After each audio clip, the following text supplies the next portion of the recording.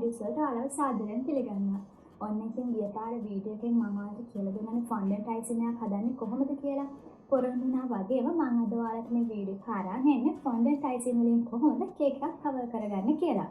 එහෙනම් ඉතින් අපි බලමු මේකට මොනවද අපිට අවශ්‍ය කරන ද්‍රව්‍ය කියලා. ඉස්සෙල්ලම අපිට ඕන වෙනවා හදාගත්ත කේක් එකක්. බටර් අයිසින්, හදාගත්ත ෆොන්ඩන්ට් අයිසින් එකක්, කෝන් පිටි, ඒ වගේම කේක් එක ඩෙකොරේෂන් කරගන්න ටූල්ස් වගේක්. මුලින්ම අපි හදන කේක් ට්‍රේ එකට මේ විදිහට බටර් අයිසින් ටිකක් දාලා කේක් එකේ උඩින් තියලා කේක් එක සෑන්ඩ්විච් කරගන්න ඕනේ මෙන්න මේ විදිහට.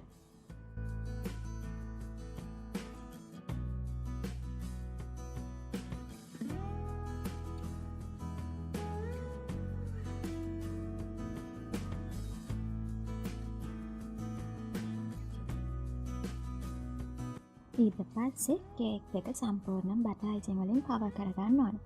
මේක අනිවාර්යයෙන්ම කරන්න ඕන දෙයක්. මොකද එහෙම නැත්නම් ෆොන්ඩන්ට් අයිසින් එක කේක් එකට හරියට හිටින්නේ නැතුව ගැලවෙන්න බලනවා.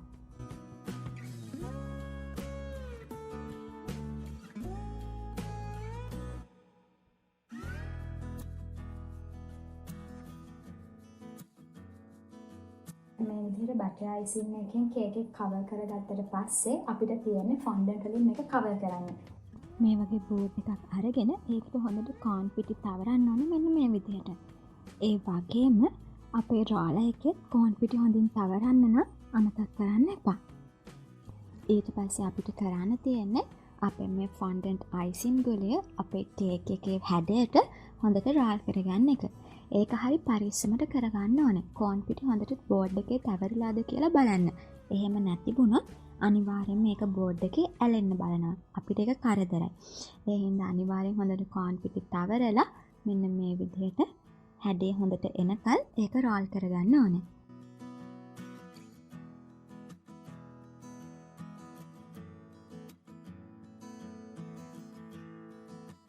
ඊට පස්සේ අපිට තියෙන්නේ මෙන්න මේ විදිහට කේක් එක උඩින් මේ ෆොන්ඩන්ට් එක අතුරලා අපිට හැඩේ ලස්සනට එන විදිහට නීට් කරගන්න එක.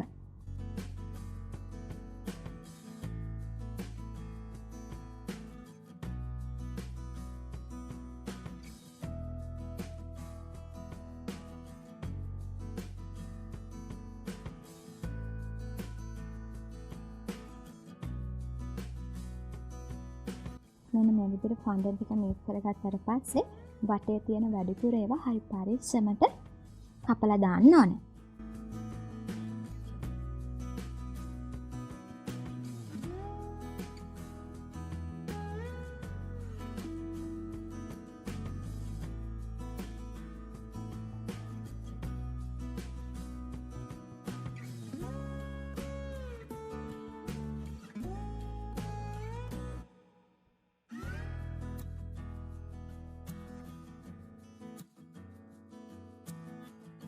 ඔන්න ඉතින් මෙන්න මේ විදිහට තමයි කේක් එකක් ෆොන්ඩන්ට් අයිසින් වලින් කවර් කරගන්නේ.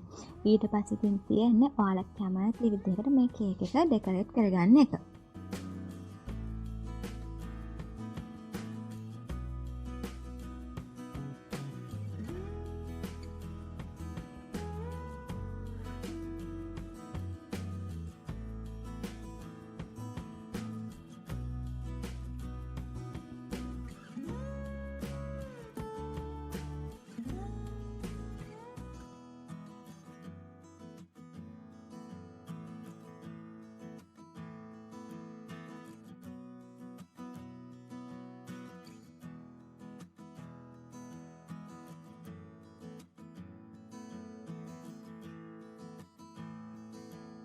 ඔන්න එහෙනම් අපේ බර්ත්ඩේ කේක් එක හදලා ඉවරයි.